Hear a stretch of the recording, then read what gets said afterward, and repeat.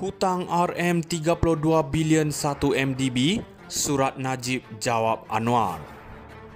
Surat Najib kepada Anwar ini sebenarnya sangat penting untuk kita fahami konteks sebenar isu 1 MDB.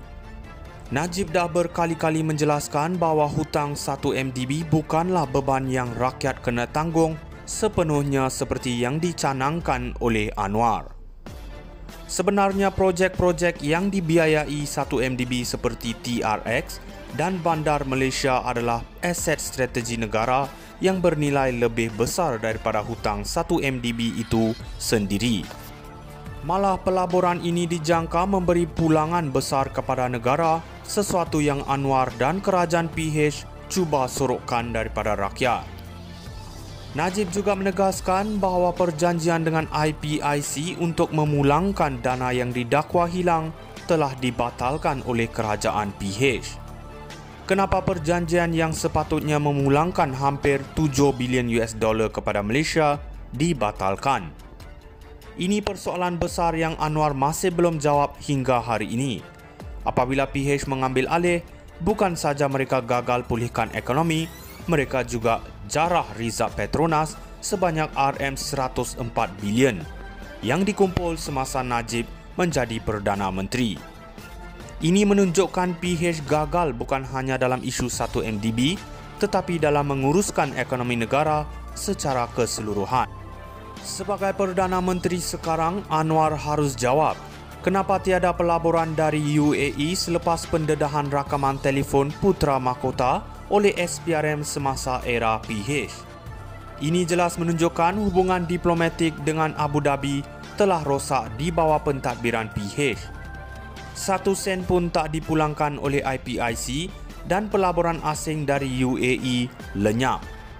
Malah UAE kini lebih selesa melabur lebih RM200 bilion di Indonesia. Kenapa Anwar tak mahu sentuh isu ini? Bukankah perjanjian dengan IPIC itu penting bagi memulihkan imej dan kewangan negara? Najib juga membuktikan bahawa penjimatan RM100 bilion dari perjanjian berat sebelah IPP yang diperbetulkan oleh 1 MDB jauh lebih besar daripada hutang RM32 bilion yang Anwar cuba perbesarkan. Anwar nampaknya lebih berminat mempolitikkan isu ini daripada memberi penghargaan kepada inisiatif Najib yang telah menjimatkan negara daripada terus menanggung beban IPP yang tidak adil. Jadi persoalan utama, adakah rakyat betul-betul tanggung hutang 1 MDB atau ini sekadar taktik politik Anwar untuk alih perhatian daripada kegagalan PH dan kerosakan ekonomi yang mereka tinggalkan? Anwar perlu jujur dan beri jawapan sebenar. Hutang RM32 bilion 1 MDB, Surat Najib jawab Anwar. Surat Najib kepada Anwar ini sebenarnya sangat penting untuk kita fahami konteks sebenar isu 1 MDB.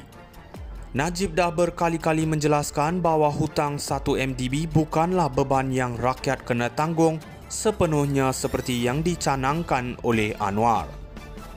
Sebenarnya projek-projek yang dibiayai 1 MDB seperti TRX dan Bandar Malaysia adalah aset strategi negara yang bernilai lebih besar daripada hutang 1 MDB itu sendiri.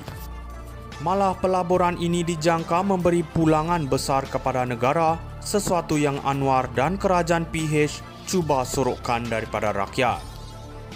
Najib juga menegaskan bahawa perjanjian dengan IPIC untuk memulangkan dana yang didakwa hilang telah dibatalkan oleh kerajaan PH.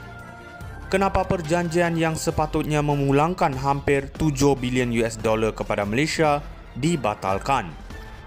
Ini persoalan besar yang Anwar masih belum jawab hingga hari ini.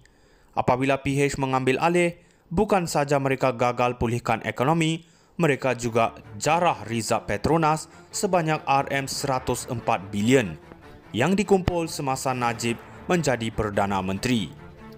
Ini menunjukkan PH gagal bukan hanya dalam isu 1 MDB tetapi dalam menguruskan ekonomi negara secara keseluruhan. Sebagai Perdana Menteri sekarang, Anwar harus jawab kenapa tiada pelaburan dari UAE selepas pendedahan rakaman telefon Putra Mahkota oleh SPRM semasa era PH. Ini jelas menunjukkan hubungan diplomatik dengan Abu Dhabi telah rosak di bawah pentadbiran PH. 1 sen pun tak dipulangkan oleh IPIC dan pelaburan asing dari UAE lenyap. Malah UAE kini lebih selesa melabur lebih RM200 bilion di Indonesia. Kenapa Anwar tak mahu sentuh isu ini? Bukankah perjanjian dengan IPIC itu penting bagi memulihkan imej dan kewangan negara? Najib juga membuktikan bahawa penjimatan RM100 bilion dari perjanjian berat sebelah IPP yang diperbetulkan oleh 1MDB jauh lebih besar daripada hutang RM32 bilion yang Anwar cuba perbesarkan. Anwar nampaknya lebih berminat mempolitikkan isu ini daripada memberi penghargaan kepada inisiatif Najib yang telah menjimatkan negara daripada terus menanggung beban IPP yang tidak adil. Jadi persoalan utama, adakah rakyat betul-betul tanggung hutang 1MDB atau ini sekadar taktik politik Anwar untuk alih perhatian daripada kegagalan PH dan kerosakan ekonomi yang mereka tinggalkan? Anwar perlu jujur dan beri jawapan sebenar.